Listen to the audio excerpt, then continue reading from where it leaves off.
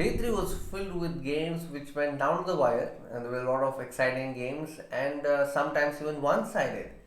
So, today we will know the winners because we already know the semi finalists, and the semi final and final will happen today in the evening. Do watch it. Let's get to the turning moments of day 3.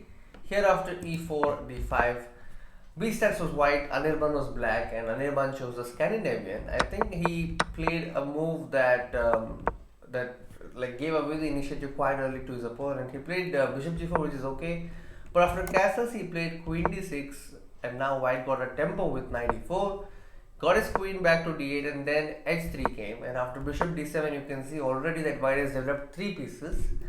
After d4, e6, Anirban fell into a fork. After bishop into c6, bishop into c6, knight e5, there was a pawn fork that cost him a piece.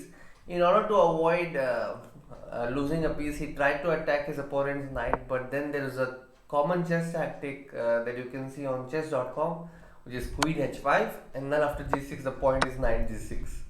So B Stats spotted this and then he won the game. Next it was Biswakarendra versus Samay Raina, and Samay had prepared this using the help of Tanya Sestev. So here he revealed that he had e6 in mind, and this was all part of his preparation.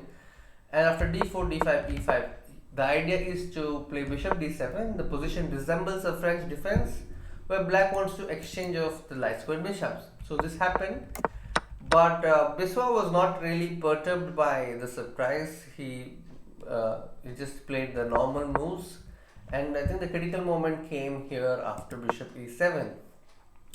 The queen is attacked, and these pawns on h6 and f7 are weak, no doubt, but they are also acting as a cover for the king. By capturing this pawn, Biswa actually opened the lines for his opponent to attack. So he should have simply played something like queen g3 or just queen h5. But by taking the pawn, he made things easy for black, and Samay just captured the pawn on g4, and then he played 000, and there was a lot of counterplay for black in this position. Like after rook g1, rook h4, queen g7, rook dh8, there's a lot of pressure on h2. One other interesting try was just to try a piece sacrifice with knight e5, and yeah, black has a lot of chances even in this position. I think there was another moment in which Biswa could have played a better move. Here the pawn on h2 is attacked. Instead of bringing this rook to g2, he could have used this rook, and that way the rook on g8 is at least free to do some other plans, but he did not do that, and then later slowly in time trouble, Biswa lost. So Samay has now moved to the semi-finals. In the game between Vaibhav and Joel, again there were a lot of twists, and Joel remained faithful to his Caro-Kann, and this was the turning point. I think after bishop e3, knight c5, like he played bishop c5, and here Vaibhav had to just move his bishop or probably castle on the queen side. But by playing bishop into c5, he is inviting this knight on d7 to a very aggressive position on c5, which was a mistake. This pawn on d3 cannot be defended. Even if you go to d3, d4, the pawn falls anyway. So this was the main point, and then Joel dominated for most part of the game, but then there was another twist. So I'm coming to that. So here when Vaibhav attacked his opponent's queen, Joel could have just moved the queen to c4, but he played e4, and now both the queens are hanging, and Vaibhav spotted a really strong move with queen takes h5. The point is, if you take this, he takes this. So then here Joel had to find queen b2, which is the only move in the position, and then after queen g5, he picked up the pawn on f2, and then after all the exchanges, the position is close to equal.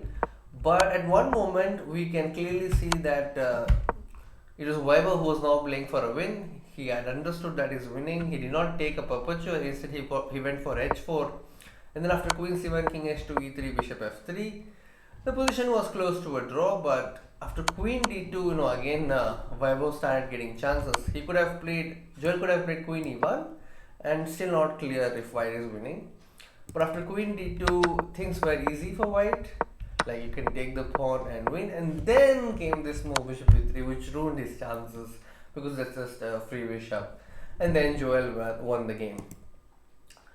And then came the game between Vivek Desai and Prakhar Gupta. I think this was one of the uh, one-sided games I felt because Prakhar gave no chance to his opponent. The first mistake came here, which is knight e5. Two pieces are keeping an eye on the e5 square, so that was a free pawn. And even after winning the pawn, Prakhar kept the control and never really took things lightly. Played queen d6, castle early, and then c3 is a weakness, there are double pawns, so he built pressure on the c line.